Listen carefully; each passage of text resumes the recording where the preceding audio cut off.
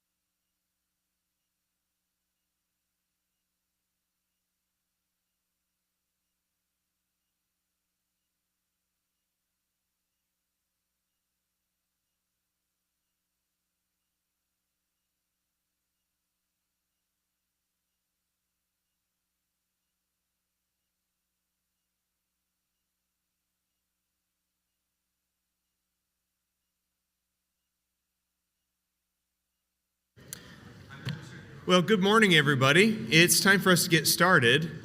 Drew, can I ask a favor from you while you're standing up? Can you go get the podium from that classroom back there and bring it out for us? And if you don't mind just putting it right front and center here. Thank you, Drew. So our schedule for today is we are going to talk this morning about roles and responsibilities. And we've got a 2-hour block set aside for that before our lunch break. And so Terry's going to present part 1 of that, and then we'll take a 10 or 15-minute break so we can get up and stretch our legs, and then we'll come right back and do the second part of that. So from 10 o'clock to noon, we're really going to have 2 sessions in that 10 o'clock to noon section here. 2 sessions, but we'll put a 10 or 15-minute break in the middle just so we've got a chance to stretch our legs. We'll have a lunch break. There is nothing official planned for lunch, obviously nothing sponsored by the church itself, but that lunch break will go from about noon to 1:30, and be back at 1:30, as at 1:30 we're going to have our breakout sessions. And I had not talked to anybody in advance, but I was assuming, and if the elders had any other decision on that, just let me know and we'll announce it. I was assuming we would keep the men in here for Terry's breakout session with the men, and the women would go upstairs to the large classroom with Beverly. I took her upstairs and showed her the space, and she felt very comfortable up there, and obviously between the 2 spaces, I think Beverly would be much more comfortable in the classroom rather than in the big auditorium. So those breakout sessions at 1:30, the men will stay in here, the women will go upstairs. And just in case you hadn't seen it already, there were some questions that Beverly wanted you to think about before the breakout session. The little table straight back there, when you go down the hallway, on the left, the little table on the left, there's a question sheet that you need to grab and think about for that breakout session.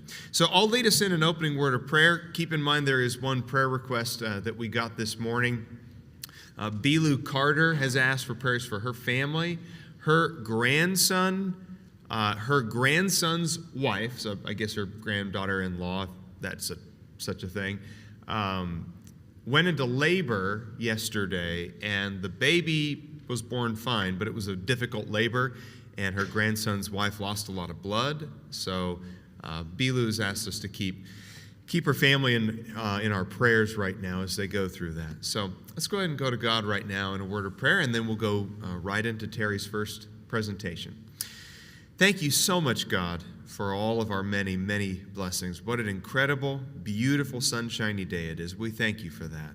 We're so thankful we could come together, that we could study from your word, that we could grow closer to each other, both in our marriages and in our fellowship in this congregation. We're thankful that Terry and Beverly are here, that you brought them safe and sound, that you've given them good health over the years, that you've given them wisdom, insight, and personal experience that they can draw from as they lead us in our thoughts today. We thank you for your word, for its wisdom, for it is truth. It emanates from you, inspired by you. And we thank you that for all generations, for all time, we have your word to look into for guidance and wisdom in all things. We pray that we'll have a productive day today. Watch over our marriages, watch over our minds, that we would be open to the truths that are contained in your word. In Jesus' name we pray. Amen.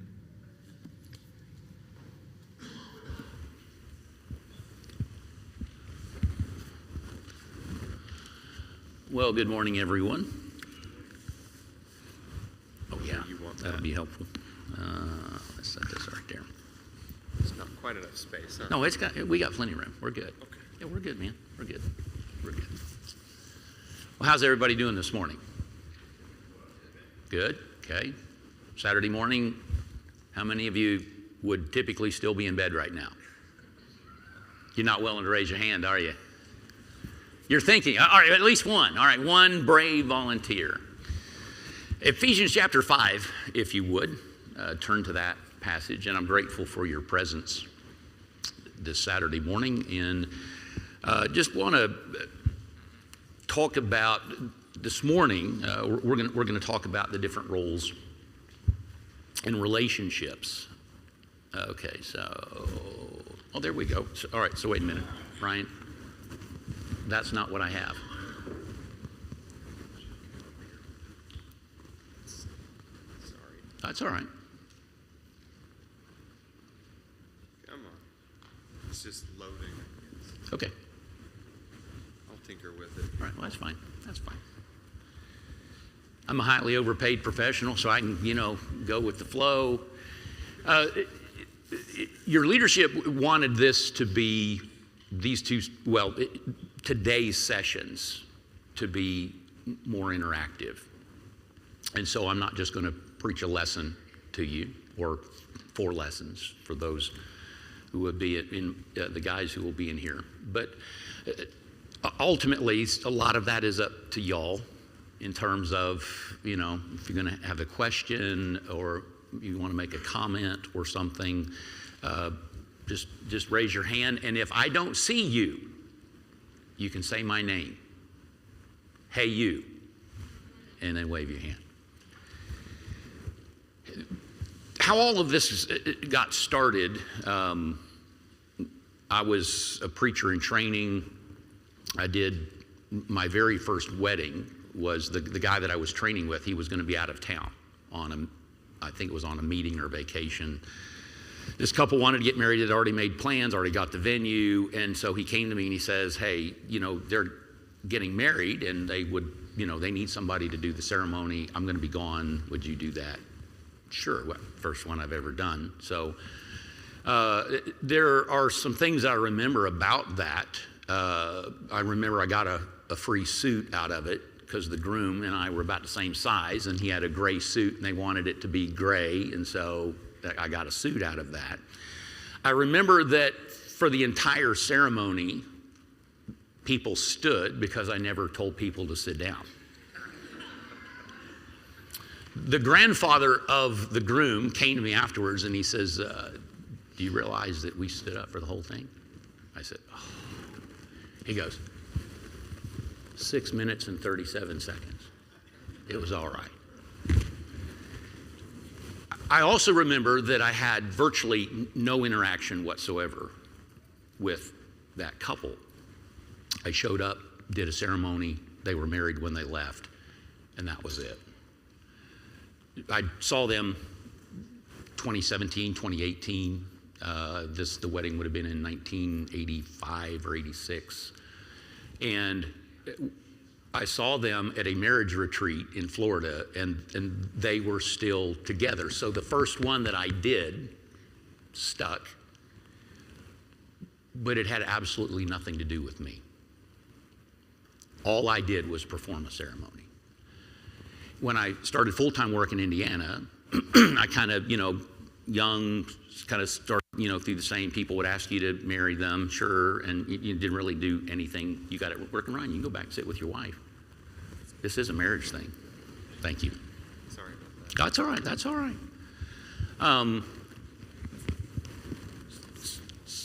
Okay, yeah, I'll do your wedding.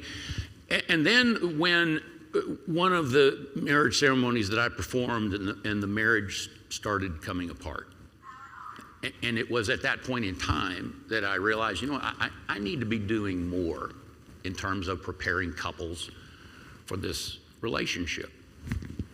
And so I started developing stuff to do premarital counseling with couples, and it just sort of expanded and, changed, and it hopefully got better. And it, now it's usually 4, 5, 6 hours with somebody, sometimes maybe even a little bit longer, and I take them through material that's been developed into these lessons.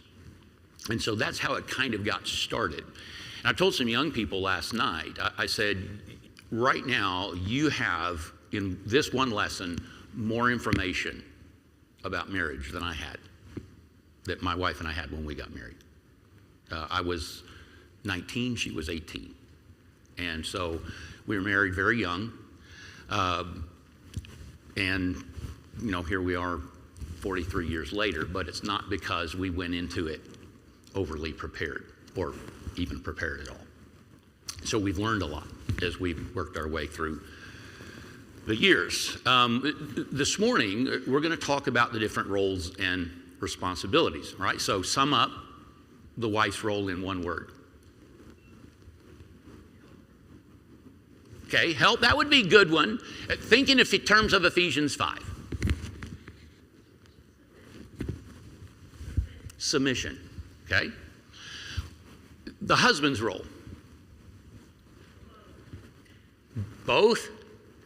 Love, okay? Love. That's actually the right answer. What do we think his role is? Is that true? Yes, it is. Is it true from what he specifically told in Ephesians 5? Now you're having to look now, aren't you?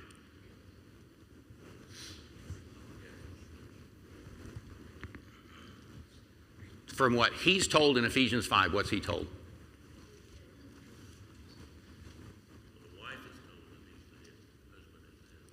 All right, but he's not.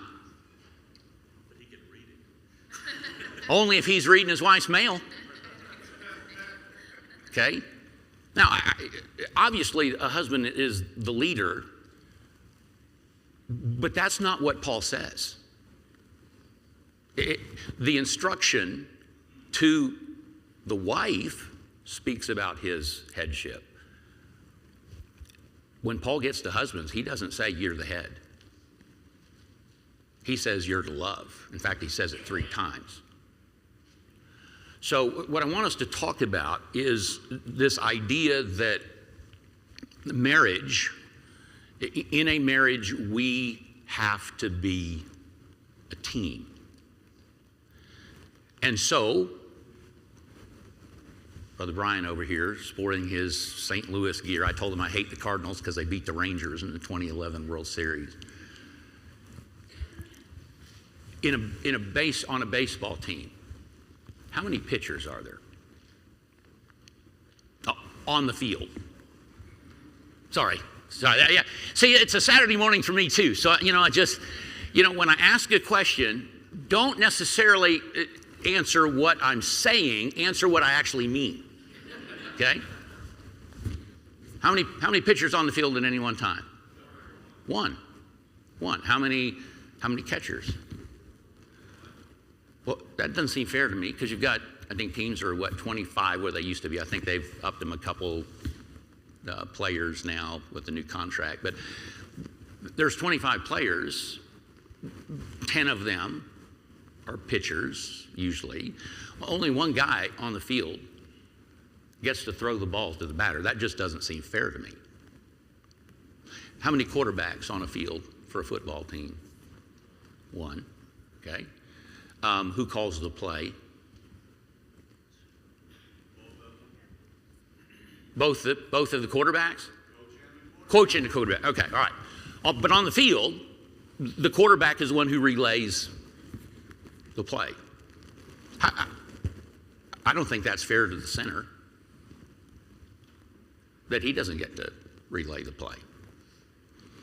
On every team, there are certain roles, and in order for the team to function properly, everyone has to fulfill their role.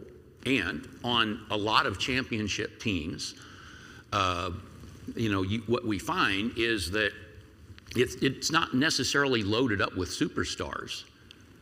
It's loaded up with a group of individuals who understand, look, this is my role. This is the role that I need to fulfill. I'm going to fulfill it to the very best of my ability. And they actually work together as a team, and teamwork usually beats stardom. Obviously, there's some sports, basketball, where stardom, kind of takes over a little bit more. If you were to Google Continental Flight 1713, you would read about an airplane crash that took place because of a lack of teamwork between the pilot and the co-pilot. The weather was bad. Most other airlines had canceled their flight. It was going from Denver to Boise, Idaho.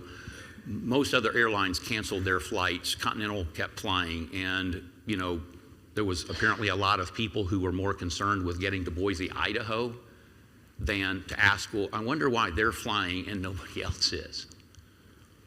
77 people boarded the flight, November 15th, 1987.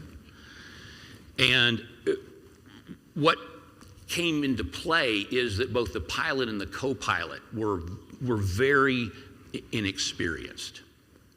The co-pilot was just 26. He had just completed his DC-9 training 8 weeks earlier. What came out in the investigation is that he had been fired from a previous job because of incompetence. The pilot had only 33 hours in a DC-9. Neither one of them had ever flown in weather like that. The pilot allowed the co-pilot to take the controls and take off in the airplane. They were supposed to have inspected the wings. One of them, within 20 minutes of de-icing, it had gone 27 minutes. When they found the cockpit voice recorder, what they heard was a conversation between these two men that sounded more like a couple of teenagers on a campout than a couple of grown men who were in charge of the lives of 80 people, including themselves. They went through the standard checklists, and all of that culminated in the crash of that flight, Continental Flight 1713. It killed 28 people. Actually, there were some people that walked away from it or survived. The two pilots were both killed. But that tragic accident happened because they failed to work together as a team. Marriages that fail don't make the news like an airplane crash does. But they're in some ways equally tragic. And many of them fail, again, because there's a lack of understanding the need to function as a team. Here in Ephesians chapter 5, we find over and over again that the New Testament calls upon us to a new dimension of existence, a new way of thinking and acting and living, and that is in regard to the home as well. And so God gives us very specific instructions on how this wonderful relationship is to take place, that each of the two parties have different roles, different responsibilities that are to be complementary of one another. And when husbands and wives understand those roles, when they embrace those instructions, then oneness in marriage is promoted. But when they fail to do that, confusion, frustration is the guaranteed result, and perhaps even the disintegration of the marriage. If we're using our building analogy, we kind of got the foundation last night. Now we're going to put some framing up on that foundation.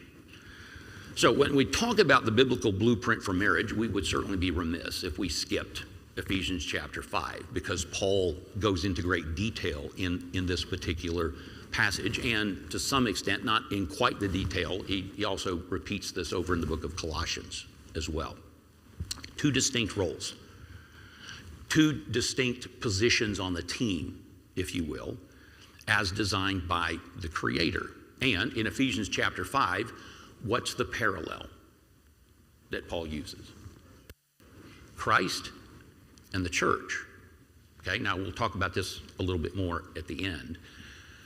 But don't forget that, because Paul's point here is not marriage.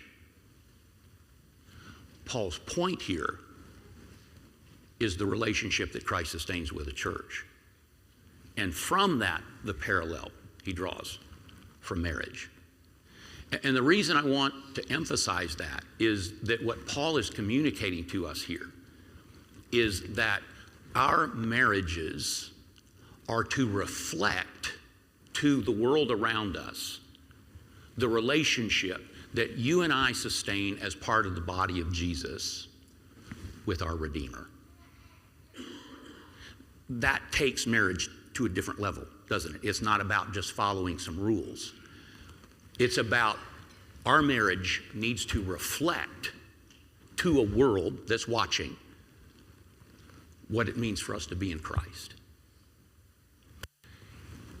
That elevates it, doesn't it?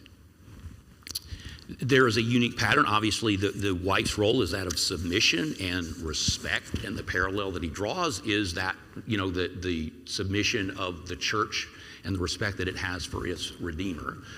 For the husbands, the role is that of love, and in particular, sacrifice is going to be the point of emphasis. And how Jesus expressed his love and sacrificed for his bride. And in this, there's mutual obligation. And understand, what was the first century world like in terms of if you're a woman? If you're a woman, what's life like for you, first century? You're very dependent upon a man. What else? Nope, no rights. What else? Property. Okay, all of that sounds pretty fun, doesn't it? What? Go ahead. What? Oh, okay. What does Paul's instruction here do in terms of marriage in a first century world?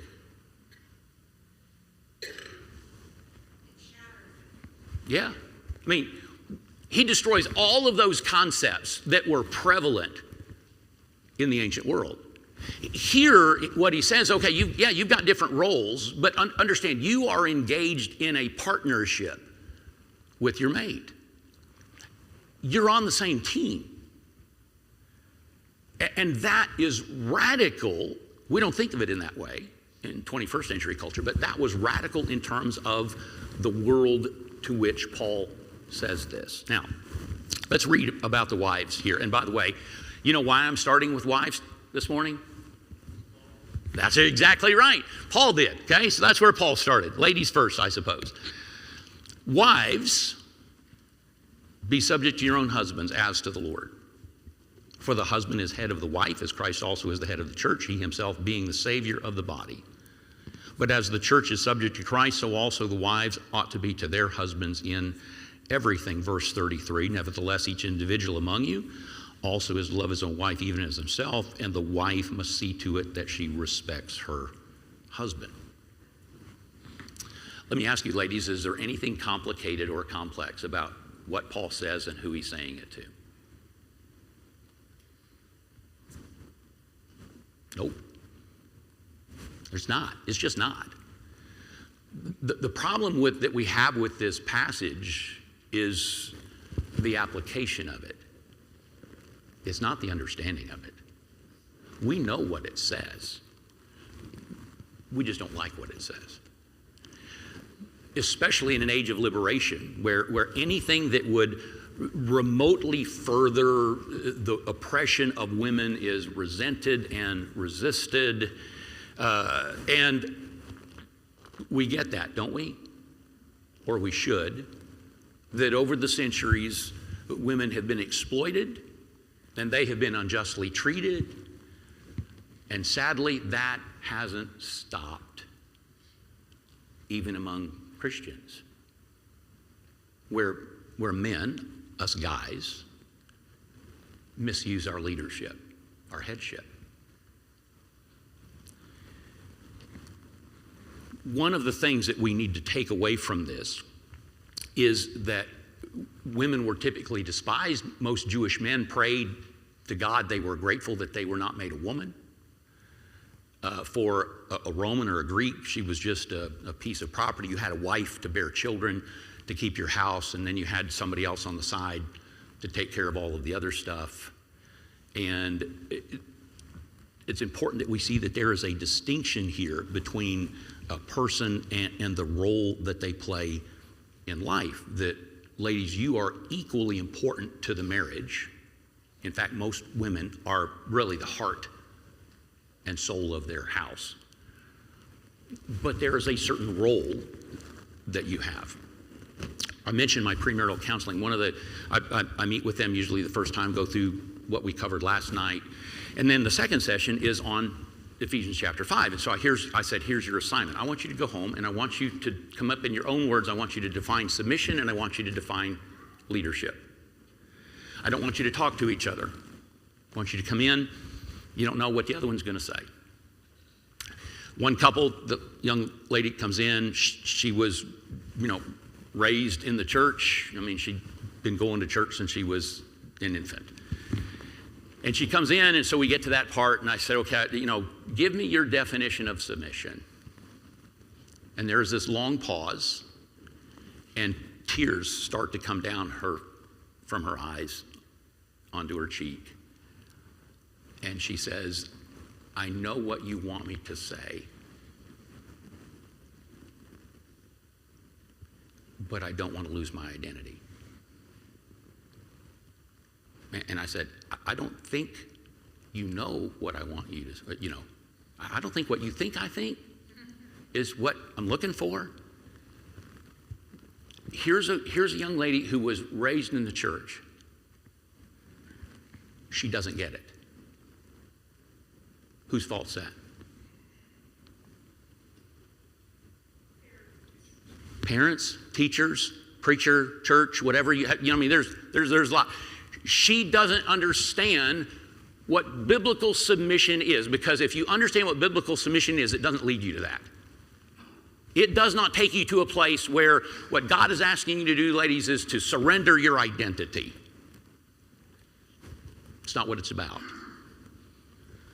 And yet, in the minds of far too many Christians, that's the idea that they have, is that images of slavery, domination, control, that you have to be your husband's doormat, you have to be a yes woman who you do everything that he always says, and you become, in a sense, a non-entity.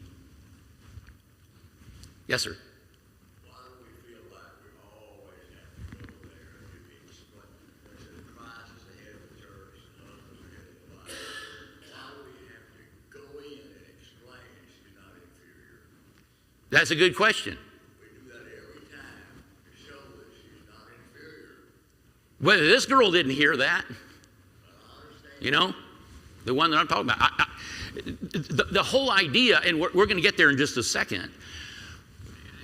Wives often swing to the opposite extreme. And they say, okay, what Paul is saying here is that I'm to submit to my husband when he's acting like the Lord. Well, that's not what Paul says either. You'll notice some phrases that Paul does use. Verse 22, as to the Lord.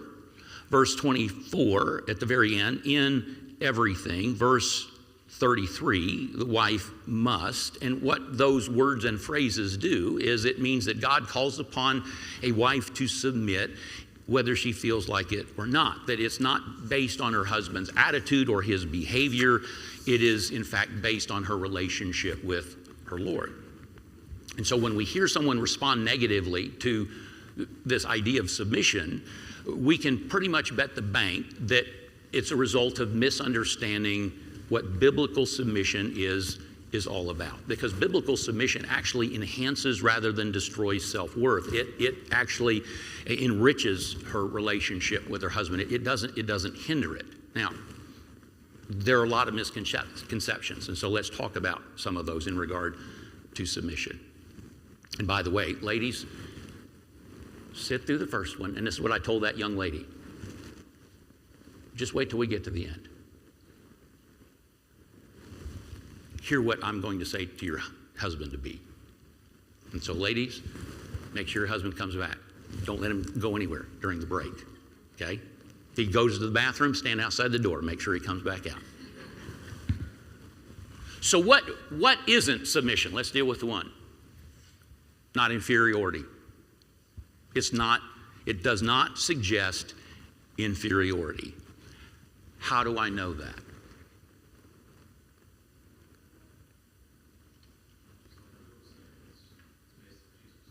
Okay, it's based on Jesus. Okay. Let's use Jesus then as an example. Luke chapter 2, verse 51. Luke tells us that Jesus was subject to who? You remember that passage? He's gone, his family's gone to Jerusalem. He's 12 years old. He was in submission to who? His parents. So was Jesus inferior to Mary and Joseph? That's foolishness. Jesus also submitted to who else? Was governing authorities even higher than that? The Father.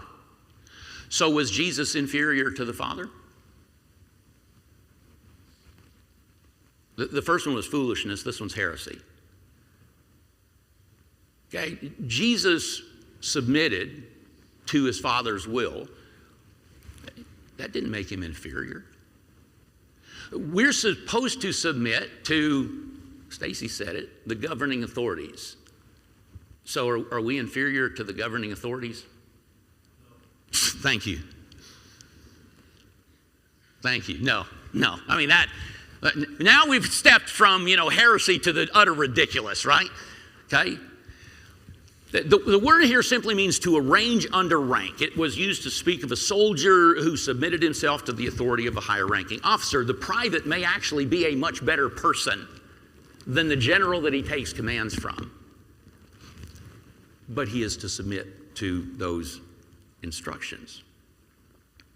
And so it's time that we stop thinking about submission in how the world wants to define it, and we think about it in terms of how the Bible wants to define it. Hang on, Ryan. Go ahead. Yeah, 1 Peter 3:7, grant our honor as a fellow heir of the grace of life. It's kind of a pretty plain statement. Absolutely. Yeah, and we're going to talk about that. I was going to talk about that this afternoon. I think I'm going to shift that one till tomorrow, right? Similar to what you were saying earlier is another example of this centurion that Jesus admired so very much. The centurion said, I have people who submit to me, but I also submit to other people. That's right. And Jesus said, I haven't seen such faith even in Israel. And so he admired the centurion. Right. Acknowledged his role in submission. Absolutely. In sort of in the middle. You got people that submit to him, and there's got people that, are above him that he submits to. It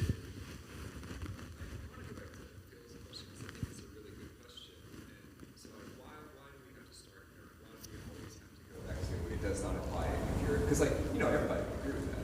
Would they? And I'm not sure they would. well, Go ahead. Most people that I trust would agree. Okay. I wonder if it's not because we say this, but the way we treat the relationship, we do actually treat it as she is inferior. Right. Exactly right. Exactly right. That's a great point. Yeah. It's not that we would say, oh yeah, she's inferior to me.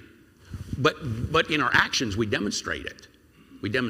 Okay, so I'm supposed to be doing PowerPoint here. So, oops, wait a minute. All right, now we'll just leave it up there. I forgot how to go backwards. All right, so the second thing, and this kind of dovetails into this, here's how we also know that it's not inferiority, is because it's not exclusive to wives. If you look at verse 21, what does Paul say there? We're all subject to one we are all subject to one another in the fear of Christ. Okay? Paul makes that statement before he ever says anything about wives. In fact, if you'll notice in verse 22, those words, be subject, are in italics. I read out of the New American Standard, the updated version. Those words are in italics. What do italicized words mean? They're added. They're not a part of the text. They're not a part of the Greek text. They are added to help with understanding. Paul doesn't use the word subject to wives in verse 22. And the reason he doesn't do it, he says, look, I just used it in verse 21. Be subject to one another in the fear of Christ.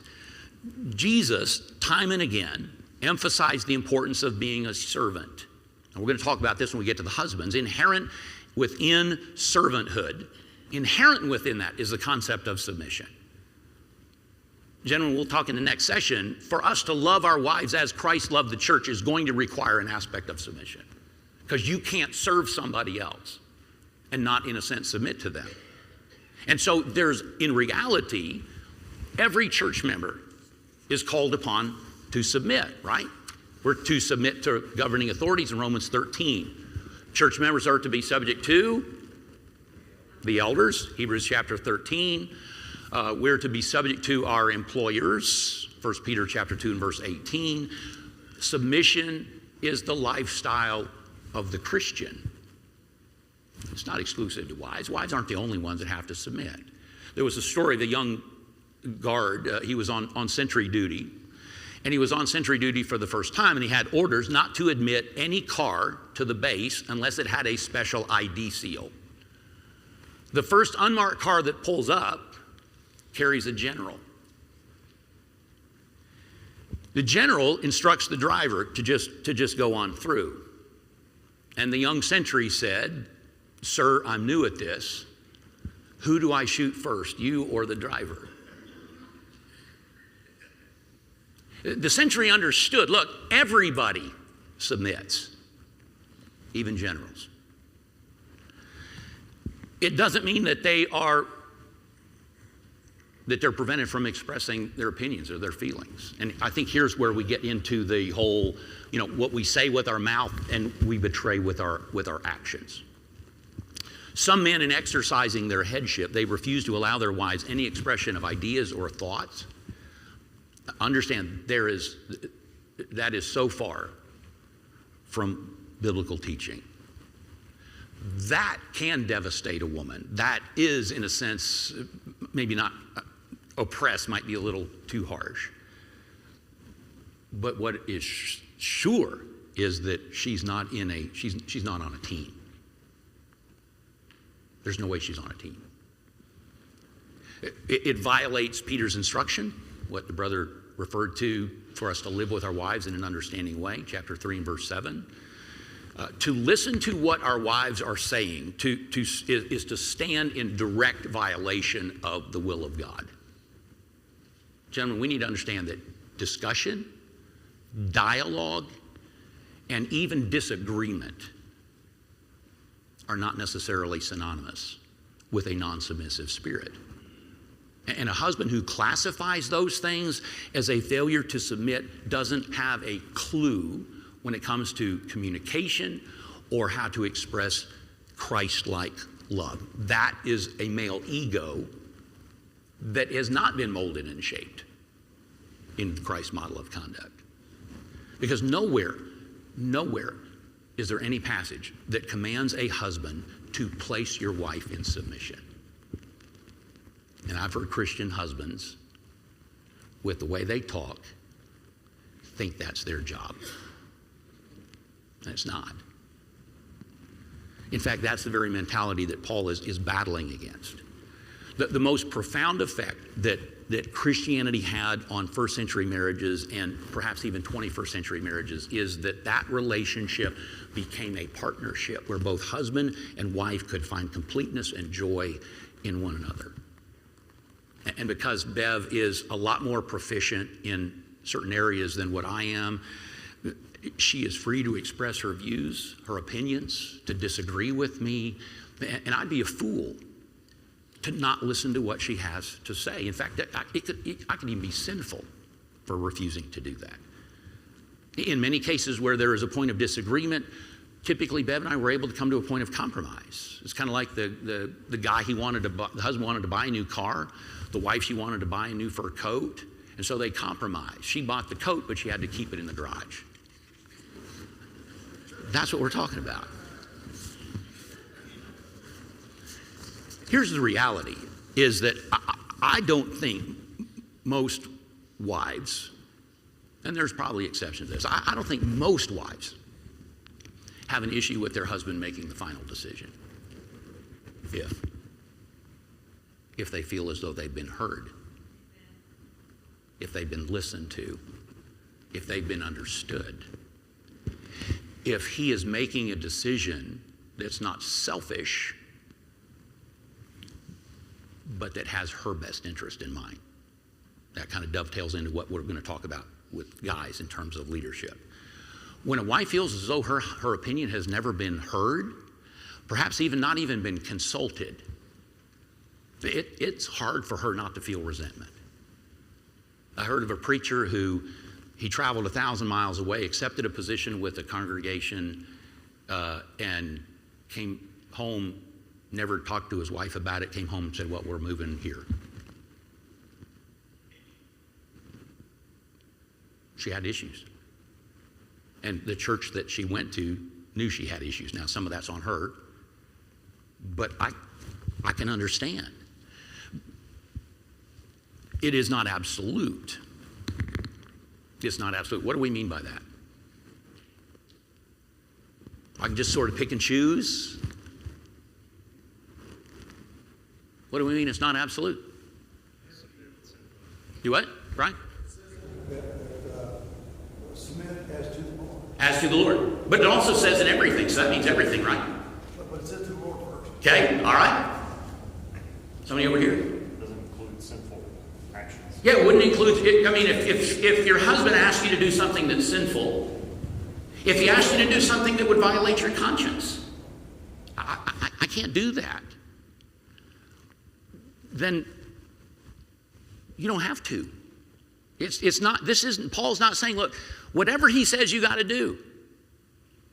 That's not, it is not absolute. Now, before you, ladies, just let me utter this caution, before you use that, make sure it's real. That it is a conscience issue, and you're not just, well, Terry said I can use conscience, so that would violate my conscience, I'm sorry. No, make sure it's real. All right, ladies first, go ahead. How do you do that? If it's against your conscience or you think they're sinning? I think you just communicate that to your husband, and if the husband is who he's supposed to be. And I'm not. No, I know. And that's, that's part of the, when you open things up and you open your mouth, well, man, she's talking about her husband over here. No, she's talking about it, he's talking about his wife, not necessarily. Go ahead. Because I think there are many situations that I've heard that wives would say that, but their husband still makes them do it. Yeah, well, So I just, then shame on him. Shame on him. And he's sinning. But I that blame doesn't him. help the situation. The husband, I won't point any finger. The husband is sinning. Okay? Go ahead. You got something? If he knows how Christ treats the church, there'd be no problem. That's exactly right. He's got to be incredibly stupid to go against the way Christ treats the church. He treats his wife. Yeah. Well, guess what? I've met a lot of husbands that are pretty stupid, and I'll raise my hand.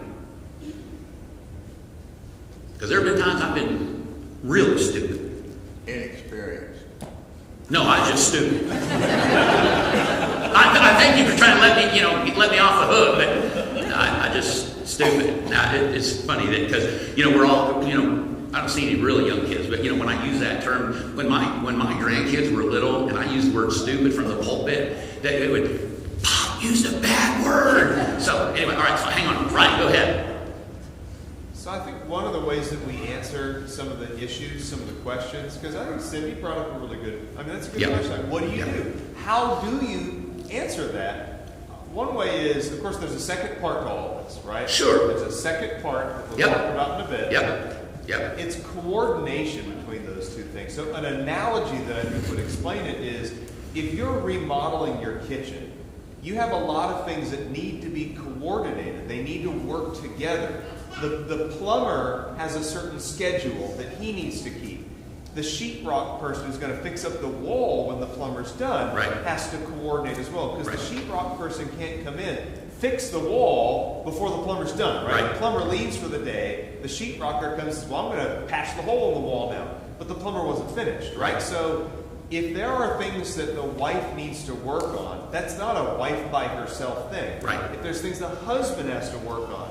So part of the answer to all this is, well, what if your husband is sinning? Or what if he's making you sin? Or what if you have a conscience issue? Like having multiple contractors working on a project, there has to be coordination. Right. The husband has to be doing what he needs to be doing with the wife, Right. who needs to be doing what she needs to Yep. be doing Yep. to fix Yep. conflict in a marriage. Welcome to headship, right? Welcome to headship. Yeah, I was gonna say, part of that problem is when somebody uses the statement, you know, it's against my conscience, talking Yeah. about husband and wife. Yeah. If the husband is so dumb that they do not ask, how do you feel that way? And go to the next step, right? Because it could just be that they're uncomfortable. Typically what you get Yeah. is, we're all grown, is during sex, you have somebody throw this statement out.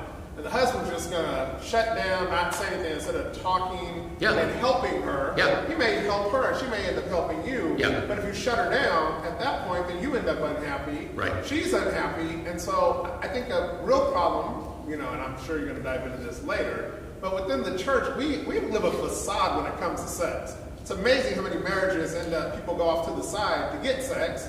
When you had somebody there, if you would have just talked and had Right. a conversation, Right. whole different Right. world, right? Right. Well, and you stop and you think about, okay, so when we think about conscience in the New Testament, what's the example that comes to mind? Eating meat. Eating meat. Paul deals with it in Romans and in 1 Corinthians. Okay? So, I have a conscience issue with eating meat. And Paul says, that's just foolishness. Get over it. What's he say? I won't eat neither. You know, if that's, you know, I'm not gonna do anything to cause my brother to stumble. And if eating meat does that, I'm not gonna eat meat. Okay? Now, I'm sort of grateful that that problem got rectified in the first century, because man, we are, all right, so we got serious issues here in terms of time. Let's talk about what it is. Let's talk about what it is. Because ladies, I don't want to shortchange your fellas at all in this. So what is it? What is submission? But I thought it was a really great point that you drew out earlier, that it's not something that is forced. Okay. It's not forced upon you. And in relationship with Christ and the church, Christ doesn't force us to submit to him. It is an open invitation. And it's the same in this scenario, where wives are not being forced to submit. It is a willing action. All right. Wait, apparently all mine. You just brought this all in together, I guess, so it's all I right. knew we wouldn't have time to go one. I appreciate Ryan the prophet, because he knew. Go ahead. Your analogy about armed services. Yeah. We used to have a member here, his name is Scott Hartzell, that was in the armed services. And he was a great leader in that he put himself in his subordinate's shoes. Yeah. So Yeah. he was the type to go first. So those guys below him, they wanted to Absolutely. submit to this guy. Absolutely. So it works, like you said, in coordination both ways, that if I'm going to submit under this guy, it's an honor. Right. In the same way, whether a good husband or wife would be honored. He's out in front. He's out in front. All right, so voluntary. That's what, I summed it up in one word, but you explained it beautifully. It's voluntary. And if it's not submission. Or obedience. It's not submission. What's the difference between obeying and submitting? Don't necessarily have to want to. Yeah, we tell our kids all the time, tell them you're sorry. Tell your little brother you're sorry. Tell them, I'm sorry. Yeah, all right, well, they obeyed, they didn't submit, right? Labor relations, it's called malicious compliance. Malicious compliance. Okay, I like that. It's voluntary in terms of, look, you married him. Nobody forced you to marry him, not in our culture.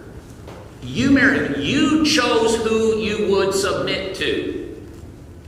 If you're a Christian, you understand the rules before you get into it, right? And if you don't like the rules, the rule only applies to people who are married. So if you don't like the rule, don't get married. The rule doesn't apply then. Okay, so it's voluntary from that standpoint. It is, and this is the definition that I really like, is it's an attitude of yieldedness. And the illustration that I use of this is, we're familiar with yield signs, right? You're getting onto the freeway, and there's whoever is on the entrance ramp is supposed to yield. That's their responsibility. So because you have to yield, what that means is that everybody else that's on the freeway is a better driver than what you are. Nope. What it means is, look, here's the order that this has to take place. Otherwise, there's going to be destruction and death. It is an attitude that yields. Guys, we may be able to manipulate, we may be able to control, but we will not escape the problems that go with that. And what I've come to realize is that wives don't really want a passive husband. They may think they do, and I've counseled with couples where it's very clear she's the dominant personality and he's very passive, and I tell them, I said, look, I'm seeing something here that needs to change. Because here's what I've seen play out over and over again. When they're dating and when they're engaged, she likes the fact that he's passive, that she gets to sort of rule the roost. After about 2 years into marriage, and she's carrying weight that God never designed her to carry and making decisions that God never designed for her to make, she resents it. And she comes to me, and we sit down, the three of us in my office, and she says, he won't leave.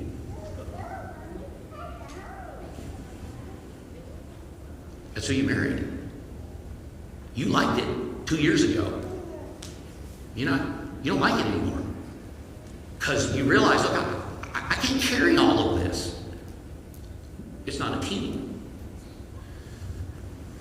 The tense of the word, by the way, here indicates that God is not just looking for some hit and miss submission, on again, off again. This attitude of yieldedness is supposed to be continuous. Now, verse 33, it's a different word that he uses here. It is that she respects her own husband. Why does the church willingly submit to and respect Jesus? Action, right? Because of what he did. You can't manipulate and control. How do I help my wife to have a more yielded attitude? Build trust. By building trust and expressing love. We're going to talk about what love means here in the next session. We respect his headship because he acted with our best interest in mind. And ladies, when you try and control your husband, control situations, what it can often communicate to him is a lack of trust in his leadership. And understand, from a man's standpoint, I don't trust you, I don't love you, or excuse me, I don't respect you, can be equal to telling a woman, I don't love you. It's that important. The word, by the way, here is, we get our English word phobia. That, and it's not obviously fear we don't fear our husbands in the same way we fear God. But there's this respect element. In other words, this is not some mundane calling that Paul is using here. You remember Aretha Franklin's, what's one of her greatest hits? Respect. Okay? Respect. Took it to the top of the charts.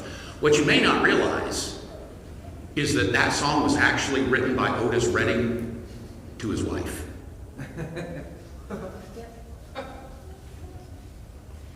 That he needed her respect. Aretha Franklin, of course, it is what it is. It was a great hit for her. But it's actually a song written from a husband to a wife in terms of him needing her respect. Ladies, you can tear down, you can build, you can encourage, you can disrespect him. But you're not going to have the man you want to have. Yes, ma'am. A little bit what you were saying,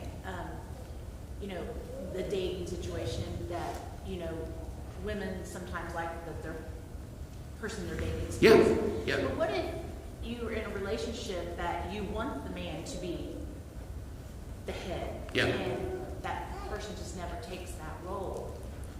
I mean. Well, there's sometimes where ladies just step up and they have to take the task by default. And it's not fair and it's not right, but somebody's got to do it, right? I mean, you got kids. Somebody's got to take the lead. Or we're going to have disaster on our hands. And, but I would think you continue to communicate, you get help, and we're going to emphasize that in a later lesson. Get somebody, talk, communicate. Look, this is what I need from you, and get maybe some help. Do you think that a woman would be wrong? That's why I would always worry about, would a woman be wrong that does that? No, I don't think so. What should be wrong? Well, it depends how she goes about it, obviously. I mean, could she be wrong? Yes. But just what you just stated, no. No, if she handles it the right way. Now she's in his face and disrespectful, that's an entirely different scenario. I'm a retired roofer. I did one job. Mine. We were getting ready to move from Indiana to Texas. Our house needed a roof, and I thought, I've helped people on roofs before. I can save almost half if I do it myself, get some guys to help from church, and then we can knock this thing out.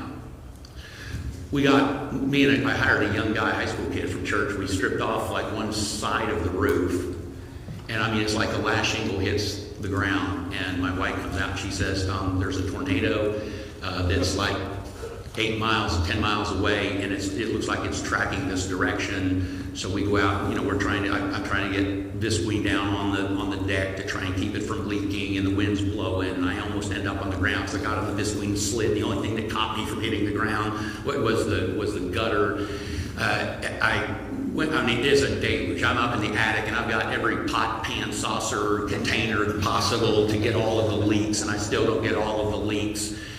And finally, the rain passes, and we get in bed that night. And I feel about that big.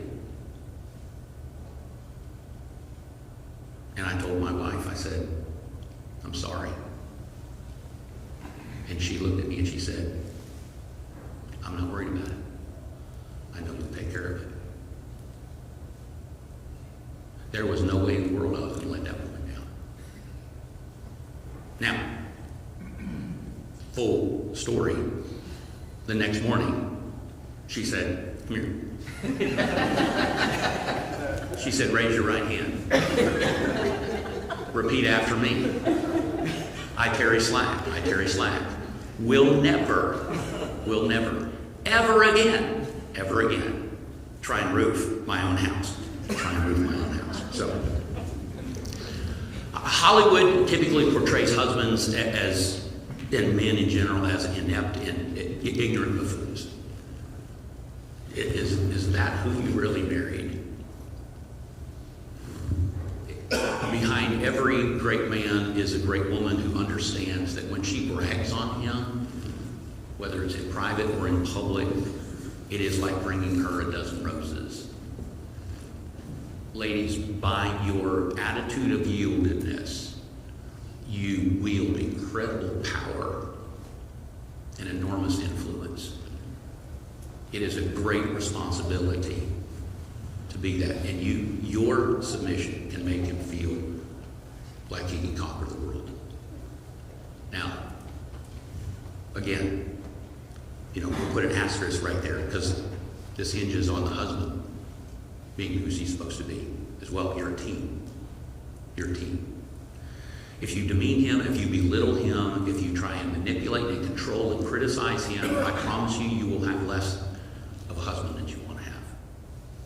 Quickly, on these last 3 points.